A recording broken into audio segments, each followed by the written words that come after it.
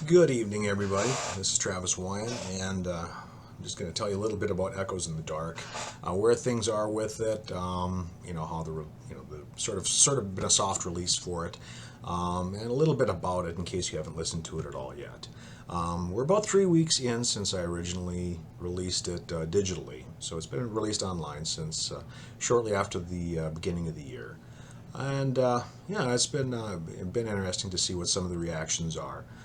It's not typical at this point in time to release hour-long concept albums, so understandably, this isn't exactly, I don't know, Miley Cyrus or whatever people listen to nowadays.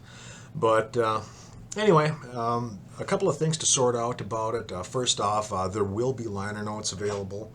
I haven't gotten those done. My goal really was to just have it out and have the music available because I'd been sitting on it for some time. But I'll have that available. In the meantime, just sort of a synopsis of it. Since it is a concept album, and just to kind of sort out the storyline a little bit, it's about a person who's locked up in an English madhouse in the 18th century. I based it very loosely on the story of a man named Alexander Cruden, who was locked away after he was trying to romantically pursue a widow who wasn't particularly fond of him. So, anyway, that's pretty much where it starts and stops. But the album itself starts with just the title track. Well, it starts with the prologue, which is just an instrumental lead-in, but the title track addresses the main character and the situation where he finds himself. He doesn't know his life outside of the madhouse. He doesn't know any people from outside the madhouse. He has no memory of anything of himself, not even his name or anything. So the only thing he knows is the asylum itself and the people who are in there with him. And the rest of the album basically addresses those individuals and his relation to them. So the first track with vocals, I should say, the title track, Echoes in the Dark, gives sort of the lead in on that. Summer Morning is the song for one of the characters who he overhears in the halls, that being the lover. And Summer Morning is basically the story of this character and how he winds up being put into the asylum because the woman he was in love with's parents apparently didn't like him. The second song is Entering the New Age. That's for another character, the vicar, who is put in there as a heretic.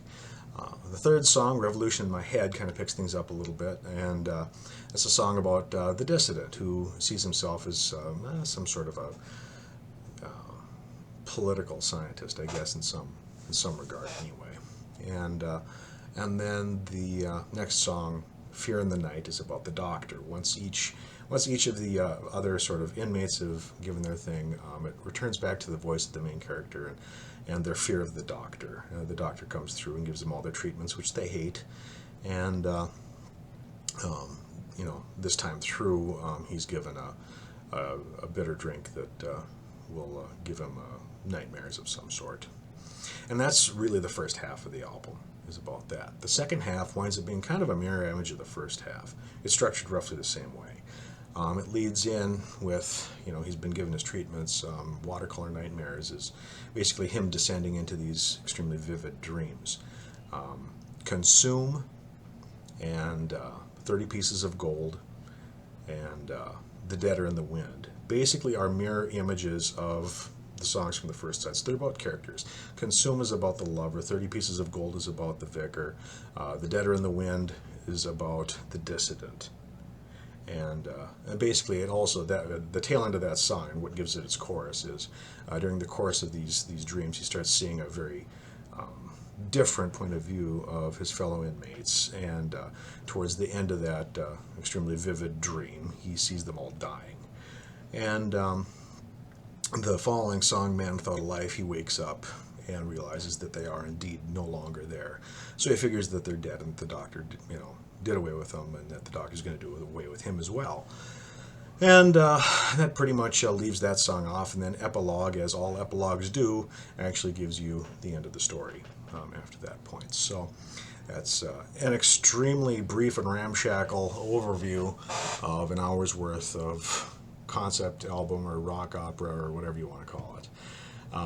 like I was saying, I want to get lyric sheets and that sort of thing available here as soon as I can. But I mean, at the rate things go for me, and it's probably going to be a few months out anyway. So anyway, I guess aside from that, things have been going pretty decently as far as moving it along there. Like I said, it's been interesting to get the reactions online and stuff like that. One thing that has been kind of interesting is that I think it was available for roughly 17 minutes before it was available on Russian torrent sites. So, yeah, I don't know any Russian. Obviously, I don't. I had to use Google Translate to see, but they got my name right, and I spelled Woyen right. So hey, hooray, Russian pirates, good on ya. But anyway, that's pretty much the synopsis of the album. I'll try and get a few more videos out here. I want to make some stuff, just kind of going through some of the gear that I used for making it too, because it really is. I really did make the thing with a lot of homemade stuff and that sort of thing too.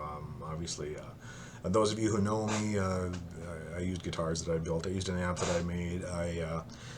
Any number of these things are on there, so it was interesting anyway. But I'll do a couple of videos down the road about that, kind of going over those things for those of you who are interested in that sort of thing. And if you have any questions, feel free to hit me up. I'll either answer them directly by message, or I'll just maybe I'll do a video and address a few of them in one go. So anyway, thanks. Have a good night.